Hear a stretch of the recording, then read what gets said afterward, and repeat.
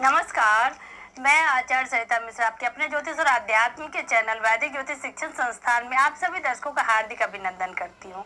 आज मैं आप सभी को शरीर में मौजूद 7 चक्रों के बारे में विस्तार से जानकारी दूंगी कि ये 7 चक्र कौन कौन से हैं, इनका हमारे जीवन में क्या महत्व है, इनके बीज मंत्र क्या है, इन सभी के बारे में मैं आज आपको विस्तार से जानकारी दूंगी। कार्यक्रम आप सभी के लिए बहुत ही इंपॉर्टेंट है, तो मेरे इस वीडियो को लास्ट तक देखिएगा। जानकारी अगर अच्छी लगे तो मेरे वीडियो को ज़्यादा से ज़्यादा लाइक करें और चैनल को सब्सक्राइब, अगर ये पहली बार आए चैनल को सब्सक्राइब कर ले, बेल आइकन को प्रेस कर ले और मेरी जानकारी को अपने जानने वालों में ज़्यादा से ज़्यादा शेयर करें ताकि अन्य भी इस जानकारी से लाभान्वित हो सके।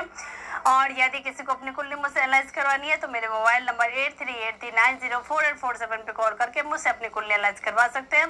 मैंने ज्योतिष के क्षेत्र में वैदिक ज्योतिष, पामिस्ट्री, न्यूमरोलॉजी, टैरो, वास्तु, फिजिटिंग, gemology, advance predictive astrology, vastushastra, remedial course, इन सभी विषयों का मैंने अध्ययन कर रखा है और लगभग इस क्षेत्र में 10-12 साल से लोगों को सेवा दे रही हूँ। तो चलिए इसी के साथ हम जान लेते हैं कि शरीर में मौजूद 7 चक्रास का हमारे जीवन में क्या महत्व है।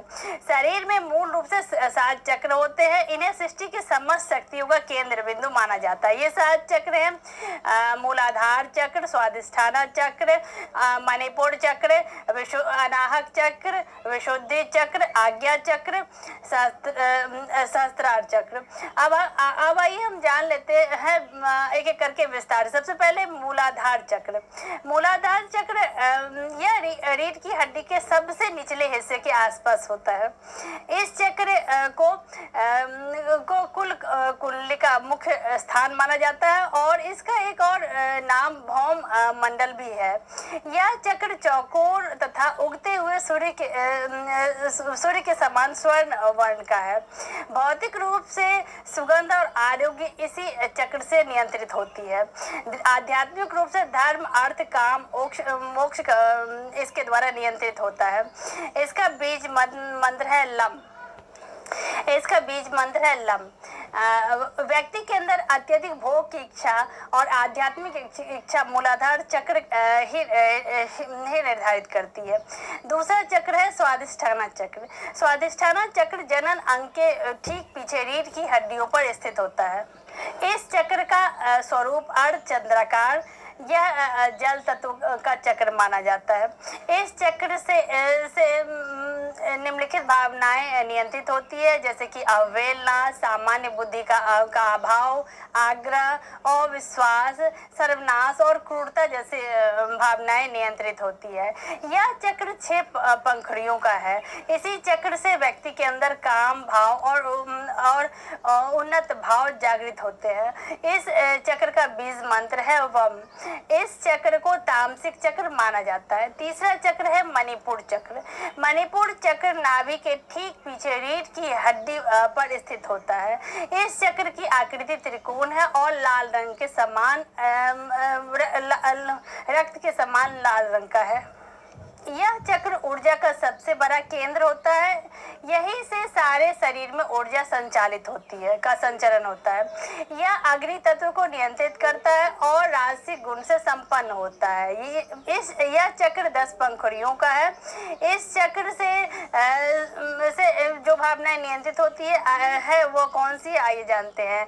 लज्जा, दुष्ट भाव, ईर्ष्या, सुसुप्ति, विषाद, कसाय, तृष्णा, मोह, घृणा, भय, ये सभी भावनाएं मणिपुर चक्र से नियंत्रित होती है। मन या शरीर पर पड़ने वाला सीधा प्रभाव मणिपुर चक्र पर पड़ता है।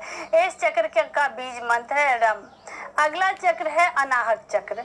अनाहक चक्र हृदय के बीचों बीच रीढ़ की हड्डी पर स्थित चक्र को कहा जाता है। आध्यात्मिक दृष्टि से यही से साधक के सतोगुणी की शुरुआत होती है और इसी चक्र से व्यक्ति की भावनाएं और अनुभूतियों की शुरुआत होती है। अनाहक चक्र को सौर मंडल भी कहा जाता है। इसका वर्ण हल्का हरा होता है। अनाहक चक्र का आकार षटकोण का होता है। इस चक्र में 12 पंखुड़ियां होती है। अनाहक चक्र जिन भावनाओं को नियंत्रित करती है वे भावनाएं आशा, चिंता, चेष्टा, ममता, दंभ, विवेक, विफलता, अहंकार, लोलपता, कपटता, वितर्क, अनुताप, ये सभी भावनाएं अनाहक चक्र नियंत्रित करती है। व्यक्ति की भावनाएं और साधना की आंतरिक अनुभूतियां इस चक्र से संबंध रखती है। मानसिक अवसाद की दशा में इस चक्र पर गुरु ध्यान और प्राणायाम करना अद्भुत परिणाम लेके आता है। इस चक्र का बीज मंत्र है यम। अगला चक्र है विशुद्धि चक्र। विशुद्धि चक्र कंठ के ठीक पीछे स्थित चक्र है, जिसका नाम है विशुद्धि चक्र। विशुद्धि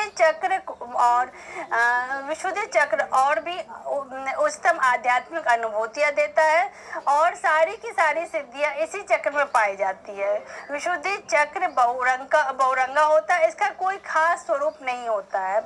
यह चक्र आकाश तत्व और 8 सिद्धियों से संबंध रखता है। विशुद्धि चक्र में 16 पंखुड़ियां होती है। विशुद्धि चक्र कुंडली शक्ति का जागरण होने से जो ध्वनि आती है वह इसी चक्र में आती है। विशुद्धि चक्र का बीज मंत्र है हम। इस विशुद्धि चक्र से नियंत्रित होने वाली भावनाएं हैं भौतिक ज्ञान, कल्याण, महान कार्य, ईश्वर में समर्पण, विष और अमृत। ये सभी भावनाएं विशुद्धि चक्र के द्वारा ही नियंत्रित होती है। विशुद्धि चक्र के गड़बड़ होने से वैज्ञानिक रूप से थायराइड जैसी समस्याएं और वाणी की विकृति भी पैदा हो जाती है। संगीत के सातों सुरों इस विशुद्धि चक्र से नियंत्रित होती है। अगला चक्र है आज्ञा चक्र। आज्ञा चक्र दोनों भौहों के बीच स्थित चक्र को कहा जाता है। यह 2 पंखुड़ियों वाला होता है। यह एक पंखुड़ी काले रंग की और दूसरी पंखुड़ी सफेद रंग की होती है। आज्ञा चक्र सफेद पंखुड़ी ईश्वर की ओर जाने का प्रतीक है और काली पंखुड़ी का अर्थ सांसारिकता की ओर जाने की निशानी है। आज्ञा चक्र के 2 बीज मंत्र है हम और अक्षा। आज्ञा चक्र का कोई ध्यान मंत्र नहीं है, क्योंकि यह 5 तत्वों और मन के ऊपर नियंत्रण होता है इसका। इस चक्र का मंत्र का आघात करने से शरीर के सारे चक्र नियंत्रित होते हैं। आज्ञा चक्र इंडा, पिंगला और सुषुम्ना आकार खुल जाती है और मन मुक्त अवस्था में पहुंच जाता है इस चक्र के जागृत होने से। अगला चक्र है सहस्त्रार चक्र। सहस्त्रार चक्र मस्तिष्क के सबसे ऊपरी हिस्से पर जो यह चक्र स्थित होता है, इसे ही सहस्त्रार चक्र कहते हैं। सहस्त्रार चक्र यह सहस्त्र पंखुड़ियों वाला होता है और बिल्कुल उजले सफेद रंग का होता है। सहस्त्रार चक्र का ना तो कोई ध्यान मंत्र है और न ही कोई बीज मंत्र। इस चक्र पर केवल गुरु का ध्यान ही किया जा सकता है। कुंडली जब इस चक्र तक पहुंचती है तब जाकर वह साधना की पूर्णता पाती है और मुक्ति की अवस्था में आ जाती है। सहस्त्रार चक्र इस के स्थान को तंत्र में काशी कहा जाता है। इस स्थान पर सदगुरु का ध्यान या कीर्तन करने से व्यक्ति की मुक्ति मोक्ष का मार्ग सहज ही आसान हो जाता है। तो इसी के साथ ईश्वर का आशीर्वाद हम सभी के ऊपर बना रहे। आप सभी मेरे वीडियो को ऐसे ही देखते रहे, लाइक शेयर और सब्सक्राइब करते रहे। धन्यवाद।